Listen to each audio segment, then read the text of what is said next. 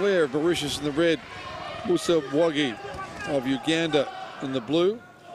And it's been a very close fight to this point.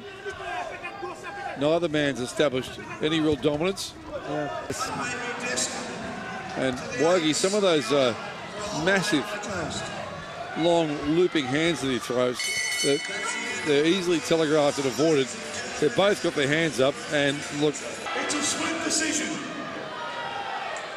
Indeed it is. It's on points, of course, and the winner from Uganda in the one corner. Well, he's just got there. Yeah, I'm okay with that. Yeah, I am too.